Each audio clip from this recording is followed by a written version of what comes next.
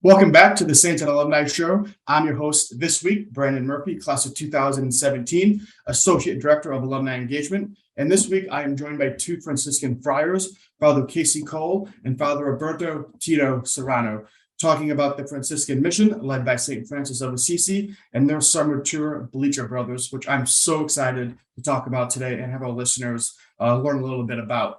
A reminder to everyone listening today here on WVCR 88.3 The Saint. Even though you're listening on the radio today, you can follow along on the Saints and Alumni Show podcast on the Siena Alumni Engagement YouTube channel and anywhere which you get your podcast immediately following the show. But without further ado, I want to introduce today Father Casey and Father Tito to the show. Thanks for coming on today. Thanks for having us. Yeah, thank you. Really appreciate it. I know it's been a crazy busy summer for both of you, so we really do appreciate the time that you've taken out today to speak with the Siena community and all the listeners of the podcast. And there's so much to unpack and so much to learn about today. But first, as we begin all the podcasts that we have here on the show, I want our audience to get to know a little bit about the guests that we have on today and a little bit about the journey and the path that you both have taken becoming Franciscan friars. So first, I want to start with Father Casey and talk a little bit about how that decision came about and what were some of those leading factors to become a Franciscan friar. Yeah, so I went to college knowing I wanted to be a religious studies major. I went thinking I'd be a youth minister, maybe a professor. I wanted to do something in the religious world, some pastoral work. And I met the friars there at my university, at Furman University. They were chaplains there. And I just got to know them and what the work they did and the way they did it, their prayer, their fraternity. And it just inspired me. And so over 2 or 3 years getting to know them, I realized that that was something that I wanted to do as well. And what about for you, Father Tito? What were some of the leading factors and when did that decision come about for you to join the Franciscan friars?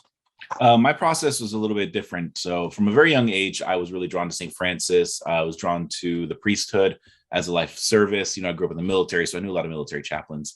So very early on, I started thinking about this kind of life. I was drawn to that, sense of mission and being service, especially service to the poor and stuff like that. So when I was in my early 20s, I was like, I need to really start discerning this, but I don't know anything about Franciscans. So I went to Franciscan University of Steubenville for a year, got to know some great friars there, and they inspired me to want to join their fraternity in particular. And I became a O.F.M. Franciscan.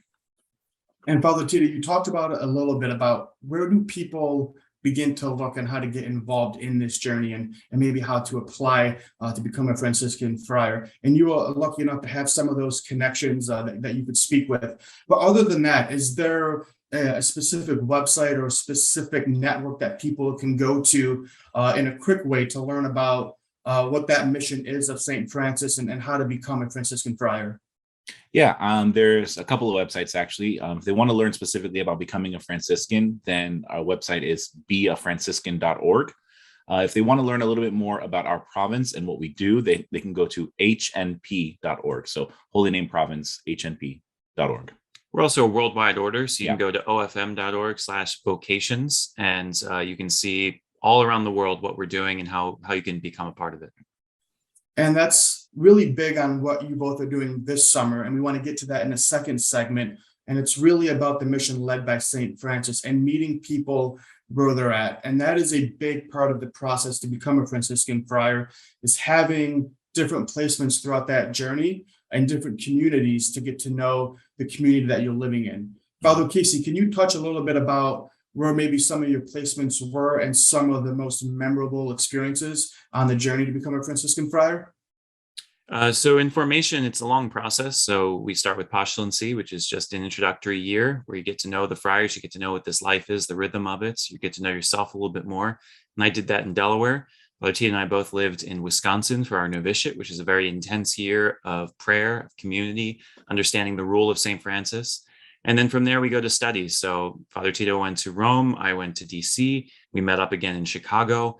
We've had internships in New Hampshire and Virginia and North Carolina. So we've been kind of all over the place. And what it does is give us a great breadth of all the things that friar life can offer. I've done international missions, so as Father Tito. So we just get to see that it's not just your own immediate experience, but really friar life is living the gospel. And there are many ways and places to live the gospel. And what about for you, Father Tito? Some of the places that you were at as part of the formation process, and some of your favorite parts about that journey.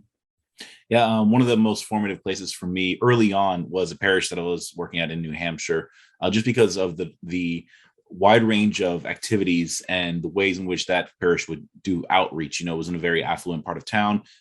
People could very easily have lived a very comfortable life, but the Knights of Columbus, they were very active in terms of social justice in their local community. They would go up to the next town over where there was a large homeless population. They would collect cans and have people, kind of deposit cans at the church that could be cashed in, and all that money would be donated. And so they did a lot of great work and stuff like that. So I really like the fact that the secular Franciscans there also were very active in the community. It wasn't just a place where people came and lived their very comfortable lives and prayed, but they were connected to those who were less fortunate, those who struggled, and they had a real grounded sense of, we are a community, we are a church. And that really, I think, is very important for Franciscans and for all people who want to be friars and in this life, is you have to have a broader sense of community. It's not just my local community, but how do we reach out to others that maybe don't usually get overlooked?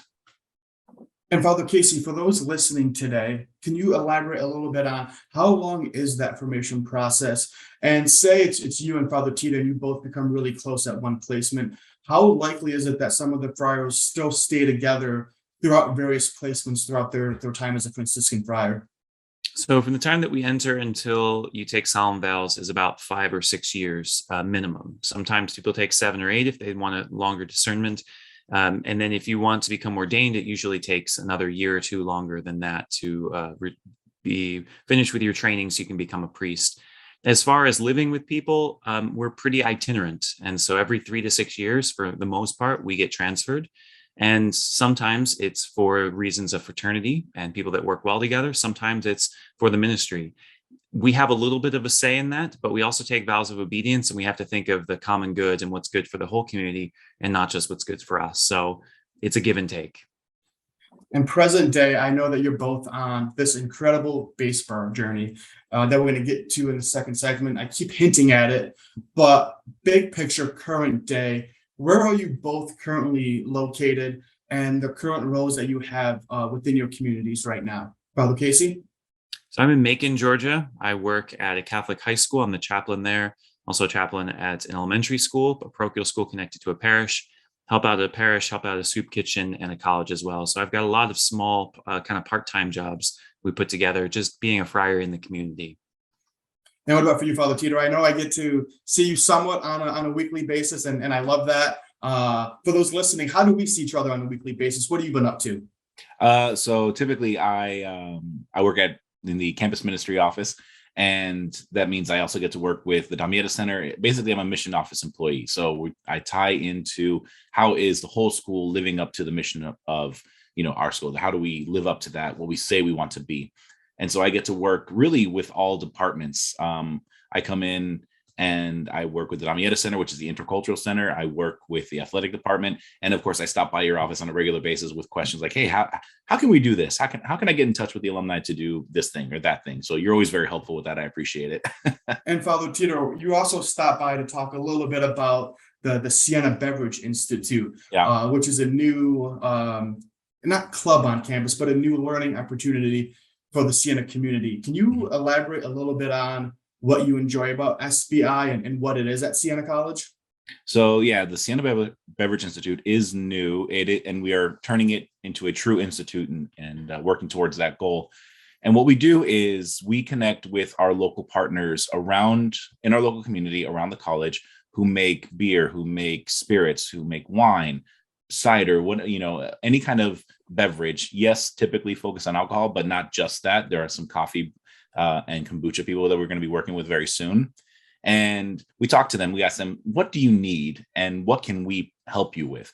Because all of them know how to make their beverages. They know how to brew, they know how to distill, they know how to make wine. A lot of them need help with business stuff. They need help with data analytics. They need help with marketing. They need help with social media. And that's where we can come in, because we have different departments around the school that we have very talented students and very knowledgeable professors who we partner with them, who look at what they're doing, kind of give them a proposal and say, this is what ways in which we think that you can improve. And then the students help them do that. So our professors get professional development, the students get work experience that they can put into their portfolios or into their resumes, and they get graded for it too. So it's great professional work for everyone involved, and everyone wins. And I love attending the tastings. They're really a treat. They happen in my second office, so to speak, on campus, and it's a great extracurricular activity for the Siena community to do. Yeah, we host tastings and we teach people how to taste and how to appreciate those things, and those seem to be the most popular. Yes. And I know, Father Casey, outside of working in the high school and in the community, you have an incredibly big and important platform through social media to help bring knowledge and understanding of that Franciscan mission to the larger community. And that kind of ties into this last question before we go to commercial break. What is it like being a Franciscan friar in the 21st century, and some of the challenges that the Franciscan friars do face? Father Casey? Yeah, I mean, you just look at our church in the world, it's a very contentious time. It's a very divided time. There's a lot of energy in all different directions. And so I think it's a great opportunity for us as Franciscans, who have often been reconcilers, who have often been people who can go in and out of different communities, to speak the truth with love and to be people who set an example of humility. That's often very difficult on social media. It's not something we see everywhere, and it's something we don't do perfectly well either. But I think it's definitely a challenge, but it's a great opportunity as well to call people back to what really matters as we're getting distracted and so many things that don't matter. What about for you, Father Tito? What is it like for you to be a Franciscan friar in the 21st century?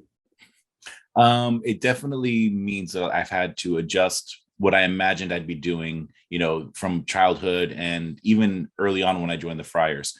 I'm doing a whole lot more online than I thought I would. I didn't really have much of an interest in that. I thought that it was a space that we needed to be more present in, especially like TikTok and Instagram and, those social media platforms. I think we can do a better job of doing outreach on those. And so I opened my mouth, my big stupid mouth, and I said, hey, we should do this, in a better way. And someone said, great, tell us what you need. Oh, okay. So there is a challenge there because there is a lot of division, not just in our church, but in broader society. And I think a lot of people kind of get confused and say, well, I'm Christian, therefore I'm this political affiliation, or I'm Catholic, I'm that political affiliation. And the reality is our faith should transform and transcend that. And we allow those two things to define each other instead. And Father Tito and Father Casey, I want to thank you both for providing a little bit of insight on the Franciscan mission and why it means so much to you, and a little bit about that journey that you are both on. And we're going to talk in that second segment about this summer journey, which I keep referencing, which I'm so excited to talk about. So everybody listening, stay with us. We'll be right back here on WVCR 88.3 The Saint. Welcome back to the Saints and Alumni Show here on WVCR 88.3 The Saint. I'm your host this week, Brandon Murphy, class of 2017, Associate Director of Alumni Engagement here at Siena College. And this week, I am joined by Father Casey and Father Tito, talking about the Franciscan Mission and their journey, the Bleacher Brothers, this summer. Finally, 9 years in the making for Father Tito and for Father Casey, and about a 15-minute wait for our listeners today. But we finally get to talk about this incredible journey that you both are on across the country this summer. As I mentioned in that first segment, I'm lucky enough to see Father Tito somewhat on a weekly basis, not as much as he gets to see my twin Andy, down campus. But I know how much this trip means to you and how excited you are to be on this trip and to be on it with Father Casey. And I just want to take it back a little bit 9 years ago and kind of have our audience understand how this Bleacher Brothers trip came about and what this mission is this summer. Father Casey, can you kind of give a little insight into that? Sure. So in our novitiate, we were told by the Franciscans that taught us that St. Francis didn't necessarily go to the churches. That's not where he lived all the time. He went to the marketplaces, to the city streets, to where people gathered to preach to them in ways that they could understand. It was about going out and finding people. And so we were told we needed to find a way to do that in our own world. Where do people gather today? And so I thought about it and I thought, well, baseball stadiums. It's a great summer pastime. Tens of thousands of people gather every night. And so I'd already had this idea that I wanted to travel around during the summers, giving missions and talks. And I thought, what if we combine them? Talked to Father Tito, who a big baseball fan himself, and we agreed to it 9 years ago and finally getting to it now. Father Tito, what has this wait been like for you as well? And what has some of the planning gone into it to make this a reality this summer? So it's been really interesting because I'm not great at keeping in touch. So when we went our separate ways after novitiate, I went to Rome. He went to study in Washington, D.C. And we didn't talk for a couple of years. And that was pretty much my fault. But when we got back together in Chicago, we started talking again, hanging out again. And we created a podcast for as a way for us to keep in touch. And throughout the whole thing, periodically, Father Casey would bring it up. He was like, "Hey, still want to do this baseball thing? Are you still interested?" I'm like, "Yeah, I'm always interested." But the majority of the planning has really been done by Father Casey. He created a spreadsheet to end all spreadsheets. If you like spreadsheets, we'll put this up in a museum so that people can see how it's supposed to be done. And so I've been, referencing it all summer. He has it in his head, like it exists there, and like as a complete form. So a lot of work has gone into it, all of it by Father Casey. And we talk a little bit about the planning and the details that go into it. And for those listening, wondering where they can find more information on this, and Father Casey, you can correct me if I'm wrong on it, but they can go to breakingthehabit.org. And there's also this fantastic YouTube playlist known as the Bleacher Brothers. And I think there are episodes either weekly or bi-weekly that's kind of highlighting each leg of the journey that they've been going on. And that's where I first kind of dove into some of the planning for this podcast today. Is I saw that announcement video. I think it was maybe in 2020 that it was put together. So we had to wait a little bit. And then the journey began, I think on May 20th down in Miami. And then right then and there, you go to the baseball game, but then you're going into the community to have these talks, to have these experiences with those community members. Father Casey, can you highlight a little bit on what cities you have been to and some of the talks that have taken place either on a scheduled basis or maybe organically throughout the game or throughout the walks within the community?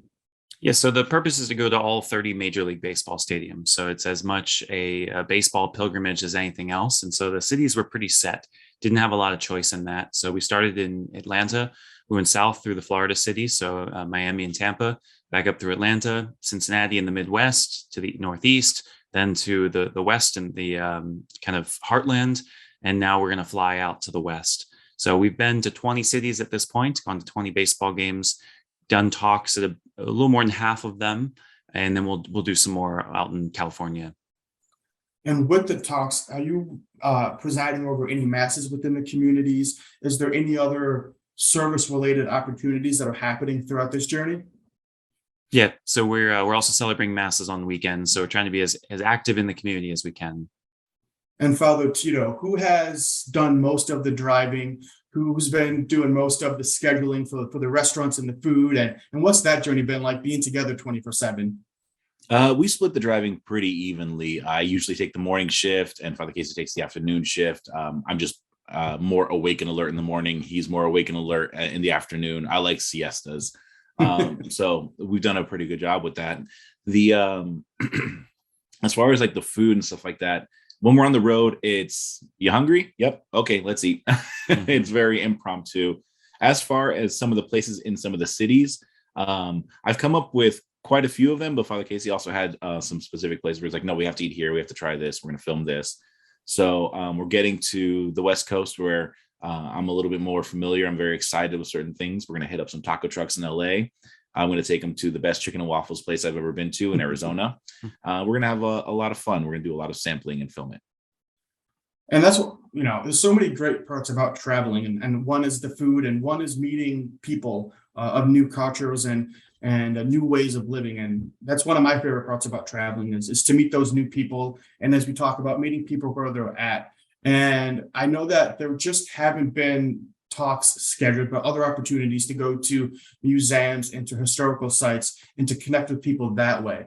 What have been some of the other highlights on the trip besides the baseball games and the religious talks and masses that you guys have experienced so far, Father Casey? Yeah, so it's really a pilgrimage in some ways to the holy sites of the baseball world. So we've been to Cooperstown to see the Baseball Hall of Fame. When we were in Kansas City, we saw the Negro Baseball League Museum. We saw the place where they filmed A League of Their Own and Field of Dreams. And we also saw one of the actual fields where the women played in the All-American Girls Baseball League. So it was very cool to go to those. We also went to the Louisville Slugger Museum and Factory, got to hold a bat from Babe Ruth and Roberto Clemente. So it was almost like holding a relic, a piece of the past. And so it's really connected us with this sport that's captivated people for 150 years. And for you, Father Tito, I did see that social media post of you at the Louisville Slugger front office museum and holding that baseball bat. What have been some of those moments that, wow, this is going to stick with me for some time to come, and maybe some of the expected parts of the journey that maybe necessarily wasn't planned to have? Yeah, definitely holding that bat, holding Roberto Clemente's bat was a very emotional moment for me.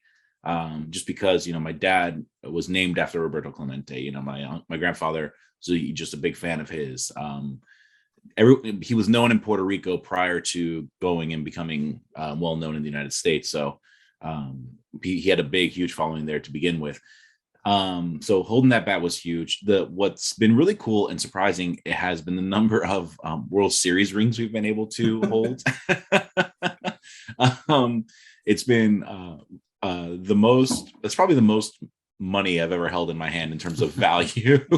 Some of them, but what fascinated me about it is, like, I've always seen them at a distance, and all I could see was like, oh my gosh, the gems, wow, these are kind of gaudy and stuff like that. But when you're actually holding it, there's a sense of, oh, this is, because I never held any of the players ones. It was people who worked for the organization, and the way in which they've been kind of very generous with the people who work for them, saying, yeah, we want as many people as possible to get a ring because you're all kind of a part of this. I thought that was really cool. That struck me in a way that I wasn't expecting. And I've seen some photos and some clips of you guys throwing out the first pitch at some baseball games. Now, I got to know, and I'm sure the audience is wondering, have you both been practicing that for 9 years too, or have these been impromptu, events, so to speak, when you've been at the ballpark? We've been thinking about it for 9 years. I reached out to the clubs to see if we could throw out first pitch basically everywhere, and 3 have taken us up on it. But we didn't practice at all. We got 0 warm-ups. It's not a huge deal. People tell us before, like, you're not going to realize how far it is away. It's going to surprise you. And I just kind of smile and roll my eyes as someone who played baseball most of my life, that I know exactly how far it is. It's okay. It is a little bit more pressure when you're out on a major league field and you've got a couple thousand fans around you, but you just give it one throw, hope you don't embarrass yourself, and then you move on. That's like me. I'm in a softball league now, and I used to play baseball, and for me, it's only like 6 years ago, and I'm still like, I don't know how I used to do this back in high school. I've completely lost the talent and the touch of baseball, so to speak, on the slow pitch softball team. So what about you, Father Tito? What's it been like to be on that field, to have those types of experiences with Father Casey and with that broader community watching you? So it's really weird to say this because the first time we throw opening pitch or the first pitch, I really felt the pressure of the moment. Like, oh my gosh, like everyone's looking, and they're not actually, but I felt like everyone was watching. And I was like, okay, I can't bounce it. I don't want to short it. So, I just threw it, and I threw it high. The second time you get to do it, there's less pressure. You're a little bit more used to it, but he's right. You don't get to warm up. You don't get to practice. So it's like that very first pitch. So you don't get to really dial in those throws. So gives me a little bit more empathy for people who overthrow it or who underthrow it. But it's been really a humbling and cool experience. I think the coolest experience so far is that we got to film on a particular field, and that's going to come out in another episode. So if people want to see that, they can check us out on Breaking in the Habit on YouTube. And the trip is just halfway over, and just a few weeks left on this journey. And as you mentioned earlier on, you can hit that West Coast swing pretty soon. And every time that I travel, and probably a lot of people travel, they dive into that community and try to take a lesson or an experience back with them. So I'm curious for Father Tito and Father Casey, if there's anything that you've learned along the way, or anything that you learned from speaking with a specific individual or community member that you're going to take back with you to Georgia, and for you, Father Tito, back at Siena College, to kind of make that community a better place too. Anything for you, Father Casey?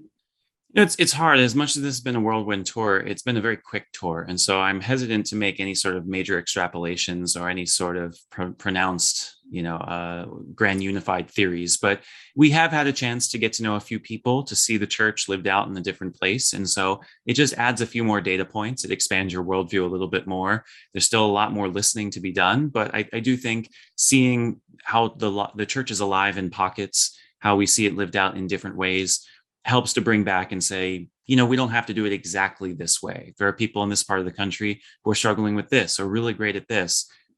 We have our own way of doing it as well. And I'll give the last thought to you today, Father Tito. Yeah, what I've been intrigued by is the number of young adults who are going to baseball games. I mean, Father Casey and I have talked about this on multiple occasions. They talk about baseball as if it's dying, right? But every game that we've been to, it's been mostly young adults who are there, who are filling the stands, in their early to mid 20s, even in their 30s, so it's been really cool to see that. And a lot of times when we get recognized, it's either by people who are much older who recognize, oh, you guys are Franciscans, I grew up with Franciscans, or people who are younger who've seen us on social media. And when they hear that we're Franciscans and Catholic priests, like, oh, I went to Catholic school. And you can kind of see them kind of come alive when they see that Catholic priests are in their habits as Franciscans, going to games and saying, yeah, come enjoy a game. There's nothing wrong with that. And also be a good Catholic and be faithful.